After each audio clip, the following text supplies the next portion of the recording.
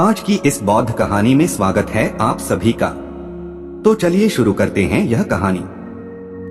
महात्मा बुद्ध रोज की तरह लोगों को प्रवचन दे रहे थे। प्रवचन के पश्चात लोग बुद्ध के सामने अपने प्रश्न और समस्याएं भी रखते, जिनका वे यथोचित समाधान भी करते। यह रोज का ही नियम था।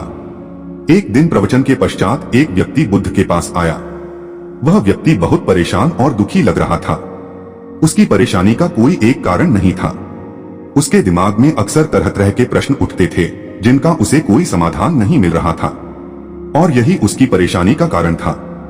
बुद्ध ने उस युवक से पूछा कि कहो, तुम्हारा क्या प्रश्न है? तुम क्या जानना चाहते हो? युवक ने बुद्ध के आगे सिर झुकाते हुए कहा कि मैं बहुत परेशान हूँ। जीवन के कुछ ऐसे प्रश्न हैं जिनका उत्तर मैं खोज नहीं पा रहा हूँ। बुद्ध ने शांत भाव से उसकी ओर देखते हुए कहा, क्या प्रश्न है तुम्हारे? युवक ने बुद्ध की ओर कातर भाव से देखते हुए कहा कि जैसे क्या ईश्वर का अस्तित्व है? आत्मा क्या है? इंसान मृत्यु के पश्चात कहां जाता है? स्वर्ग नरक क्या है? सृष्टि का निर्माण किसने किया?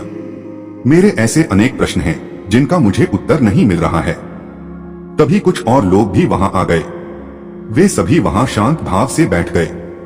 बुद्ध ने उनकी भी समस्याएं सुनी और उनको उन समस्याओं का समाधान भी बताया। बुद्ध बहुत धैर्यपूर्वक और शांत भाव से सभी को संतुष्ट कर रहे थे, लेकिन वह युवक यह सब देखकर परेशान हो रहा था। उसने बुद्ध से पूछ ही लिया कि आपका इन सांसारिक प्रश्नों में उलझने से क्या लाभ? आप तो महात्मा हैं, आप इनके दुखों से क्यों दुखी हो रहे हैं? बुद्ध ने युवक की ओर शांत भाव से देखते हुए कहा, मैं ज्ञानी नहीं हूं, मैं भी इनकी तरह ही इंसान हूं। इनके सुख दुख मेरे सुख दुख हैं, इसलिए मैं इनके दुख से दुखी हूं।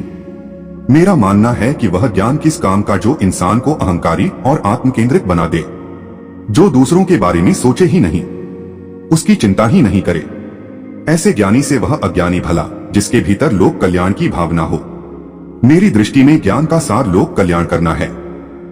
असली ज्ञान लोक कल्याण ही है। तो हेलो प्यारो दोस्तों, अगर आपको हमारी वीडियो पसंद आए तो हमारे चैनल को लाइक, सब्सक्राइब जरूर करें और कमेंट करना ना भूलें।